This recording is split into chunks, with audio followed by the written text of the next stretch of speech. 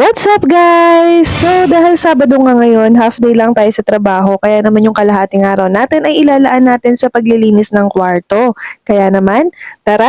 Dahil nga hindi naman ako araw-araw nakakapaglinis ng kwarto, kaya naman tingnan nyo, ayan, napakakalat ng kwarto guys. Pero guys, hindi naman po ganito kakalat talaga araw-araw ang kwarto na to. Hindi ko lang talaga maintindihan sa mga anak ko kung anong pinaggagawa nila at bakit ganito parang binagyo, mapapawalling ka na lang talaga. Hala, napaka-OA. Pero yun nga, syempre hindi naman tayo tatagal na ganito yung paligid natin. Kaya naman simulan na nating maglinis at wala namang ibang maglilinis nga nito kundi ako lang din. Medyo maliit nga lang din tong kwarto na to kaya naman nahihirapan din akong isalansan at pagkasyahin ang mga gamit namin. Pero diba, wala namang problema, malaki man yan o maliit, ang mahalaga ay malinis. Nagpalit na nga pala ako ng bedsheet doon sa higaan ng mga anak ko. O edi syempre, papalitan na rin natin pati punda nila. Iba naman. Napapansin ko nga rin kasi na madalas sinusumpong na ng allergic rhinitis yung anak ko, kaya naisip ko baka medyo maalikabok na yung bedsheet nila.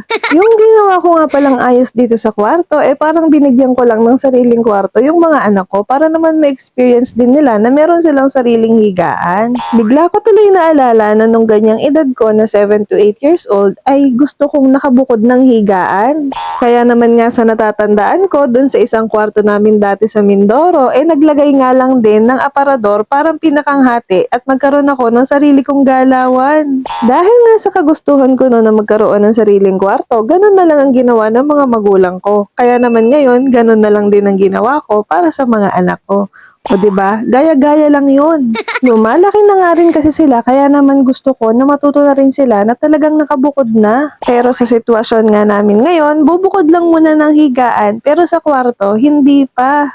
At dahil nga nakabukod na sila ng higaan, sinisimulan ko na rin silang turuan kung paano papanatiling malinis ang kanilang higaan. Yung tipong pagkagising nila, kailangan bago sila umalis sa higaan, ay masigurado nila na nakapagtiklop sila ng kumot o kaya naman ay naiayos man lang nila yung bedsheet nila.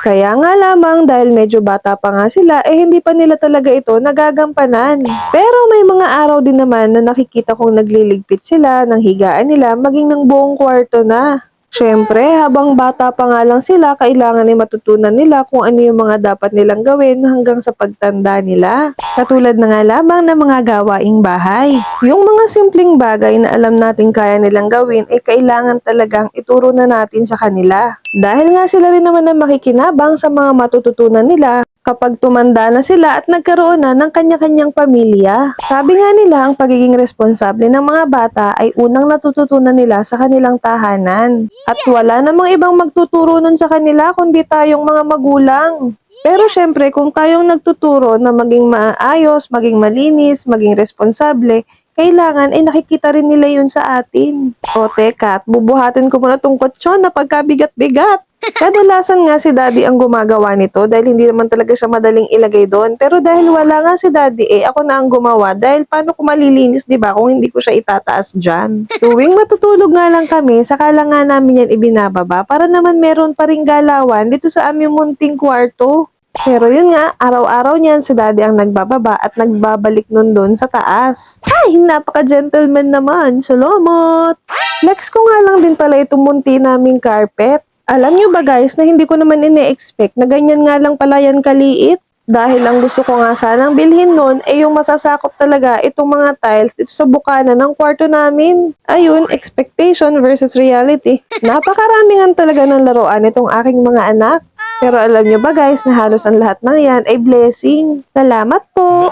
Sa tuwing naglilinis nga pala ako ng kwarto nagiging libangan ko na din na pagbago-baguhin siya ng pwesto. Kaya naman ito at iniisip ko na nga na ilipat itong lagay ng mga laruan nila at yung ibang mga stuffed toy nila ilalagay ko na lang muna sa higaan nila pansamantala. Bilang isang nanay nga kasi dapat sa atin makita ng ating mga anak yung pagiging responsable. Siyempre, paano mo ituturo sa kanila na maging malinis sa paligid, maging responsable, dapat gawin ng mga obligasyon kung sa'yo mismo hindi nila nakikita yon. Natatandaan ko nga nung bata pa nga ako, ganyan kaming itinitrain ng mami ko pagdating sa gawaing bahay. Nung mga panahon nga kasi na yun, kasama ko yung mga pinsan ko at dahil dun sila nakatira sa amin.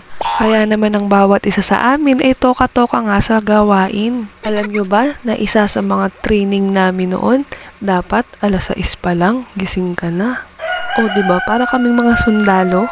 Tapos tuwing Sabado nga, hindi pwedeng hindi kami maglalaba. At kung maglalaba man kami, dapat naman talaga ay sobrang aga. Uy, maituturing ko nga talaga na training iyon para sa akin. Dahil nga nung magkaroon ako ng pamilya, ay hindi ako nahirapan mag-adjust sa mga gawain. Kaya naman sa mga anak dyan, yung mga pagtuturo sa inyo ng mga magulang nyo ay huwag nyong mamasamain. Dahil nga wala naman talagang ibang makikinabang nun kundi kayo din. Ilang araw nga pala akong hindi nakapag-general cleaning dito sa kwarto. Kaya naman ito, isang bundok na alikabok ang naipon ko. Halami, napaka-OA mo naman sa gabundok na alikabok.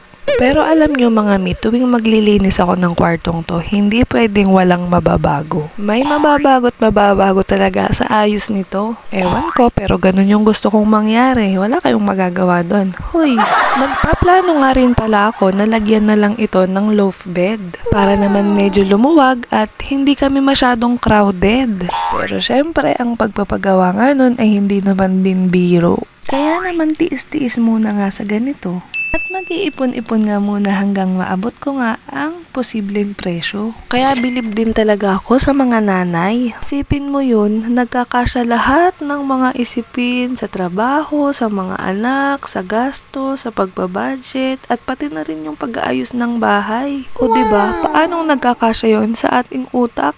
Kaya nakakalungkot nga dahil merong mga nababalita na yung ibang mga nanay ay talagang bumibigay. Siguro dahil nagsasama-sama na yung stress at yung mga iba pang isipin sa bahay. Ang tanging maipapayo ko nga lang sa inyo ay i-enjoy nyo na lang kung ano yung inyong ginagawa. Dahil kapag talagang nagpadala ka sa stress ay ikaw din ang kawawa. Simple lang naman yan mga mi, kapag napagod ka na, pwede namang magpahinga. Kung sa paglalaro nga ng bata, pwede kang mag-time first. Ganon din sa pagiging nanay. At higit sa lahat, enjoyin mo lang ang iyong ginagawa.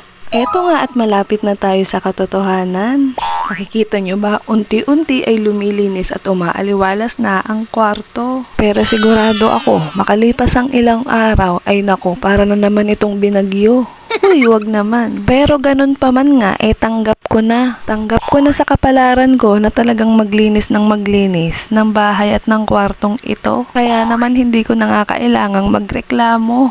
Akala ko nga magagawa ko ang lahat-lahat ng paglilinis dito ngayon. Dahil pati mga aparador nga sana kakalkalin ko na. Kaya lang ay hindi talaga kinaya ng aking oras. Dahil sa labas naman may naghihintay din sa akin sa labahan. O diba, wala talagang katapusan. Huy. Pero konting panahon na nga lang, alam ko naman na ako ay matutulungan na ng aking mga anak. Kaya nga diba, dapat ngayon pa lang turuan na sila para huwag lumaking tatamad-tamad. Eto nga at inaayos ko na yung mga lalabhan natin mamaya. Buti na lang talaga at naimbento ang automatic na washing machine. Hindi mo na kailangan itong banlawan, isasampay mo na lang. O diba, mas napadali at napabilis ang mga gawain. Hay, hindi talaga madali ang buhay. Nagiging magaan nga lang talaga ito kapag nagtiwala ka sa Diyos ng tunay. Dahil siya lang naman talaga ang ating masasandalan sa anumang pagsubok sa buhay. Kaya naman dapat nga sana kilala mo siya at talagang tanggapin mo siya sa iyong buhay.